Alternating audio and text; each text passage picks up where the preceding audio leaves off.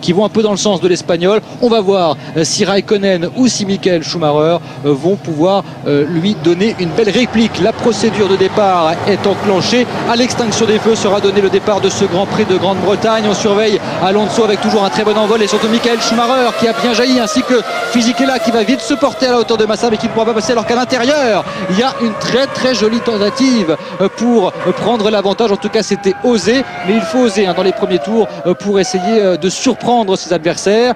Le réalisateur a préféré changer, se reporter sur la tête de course. En tout cas on est sur les 3 virages les plus impressionnants de la saison et pour l'instant il n'y a pas d'encombre au départ. On revoit ici, et ça c'est l'arrière du peloton forcément, Button qui s'était lancé très loin sur cette grille et qui est en difficulté. Regardez l'accrochage ici avec Ralf Schumacher, et là il y a Jacques Villeneuve et David Coulthard qui sont en train de se disputer.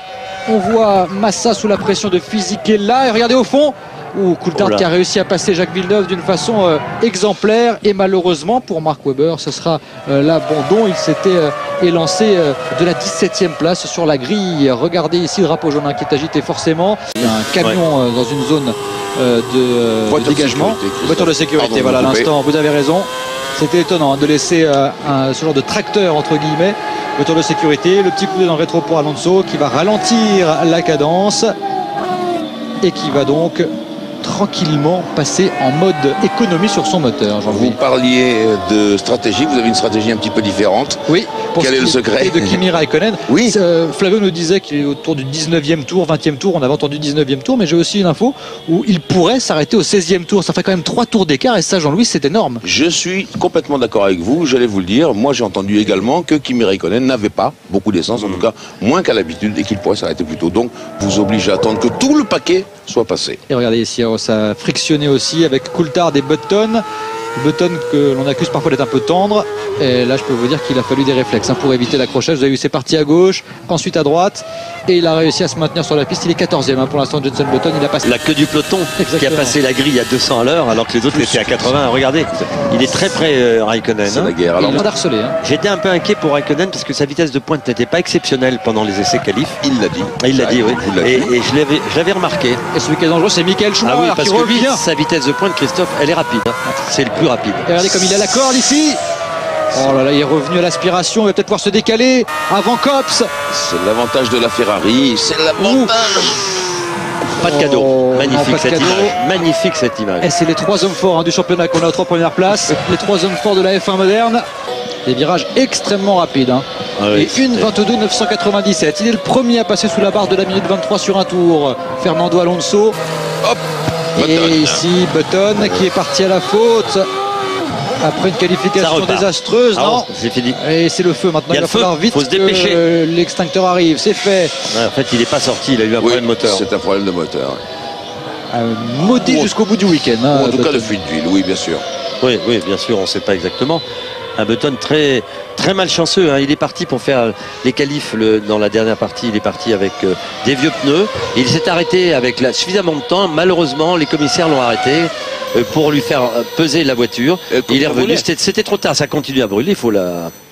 Oui, il faut complètement l'éteindre, pas à moitié. Ce serait mieux.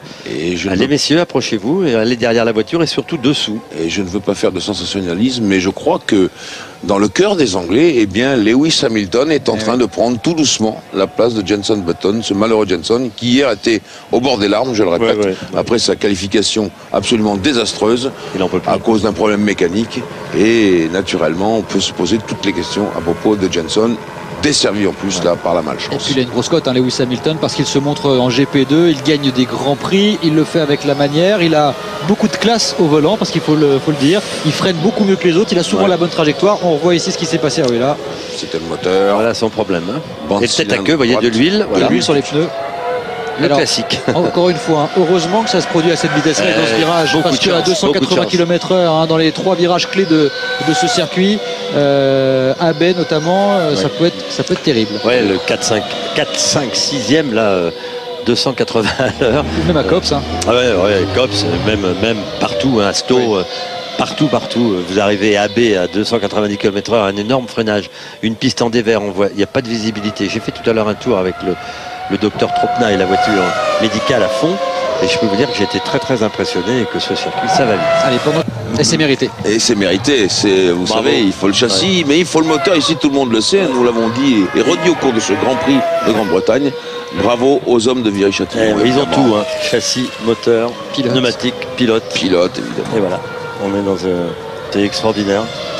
Ah, c'est inouï ce qu'il est en train de faire Fernando Alonso, parce que c'est sa 14e arrivée sur le podium consécutive. Mais alors écoutez les statistiques, c'est 6 victoires, 6 deuxième places et 2 troisième places. C'est-à-dire que lorsqu'il arrive, et regardez le point en l'air déjà, et cette victoire de Fernando Alonso qui domine ce championnat du monde et qui ajoute encore une unité à ses victoires. Et cette saison, ça commence à faire beaucoup. Victoire à Bahreïn, victoire en Australie, victoire en Espagne, victoire à Monaco et victoire ici en Grande-Bretagne. La 5e victoire de la saison devant Michael Schumacher et Kimi Raikkonen qui finalement empoche un podium. Fisichella se classe 4e de cette course après être bien remonté sur le Finlandais. 6e position avec arrivée dans quelques instants de Felipe Massa qui oublie ainsi son Grand Prix de Monaco qui avait été détruit à l'issue de la séance de qualification. Massa qui a parfaitement réagi. La 6e place en forme de déception pour Juan Pablo Montoya qui n'a pas su dépasser Nick Heidfeld. Et puis dans les points, les deux BMW, Heidfeld et Villeneuve. Et oui, l'équipe qui félicite une nouvelle fois Fernando Alonso qui est ravi de ce bon coup de jouer. En tout cas, ce qui est formidable pour le pilote espagnol, c'est qu'il s'agit de sa 3e victoire consécutive, la 5e de la saison. Et il est véritablement en taille patron sur la F1, bien épaulé, c'est certain, par une écurie Renault qui a réussi à lui fournir une monoplace exemplaire. On pense à Enstone, on pense également à tous ceux qui travaillent du côté de Viry-Châtillon, pardon. Et puis également une belle victoire, une nouvelle belle victoire pour Michelin qui, à n'en pas douter, va terminer cette saison 2006 sur une bonne note avant de se retirer pour pourquoi pas mieux revenir un peu plus tard. Alonso, Schumacher, Raikkonen, c'est les 3 hommes forts de la F1 et surtout les 3 sur le podium. On marque une pause et justement on la retrouve, cette cérémonie du podium, dans quelques instants. Soyez avec nous.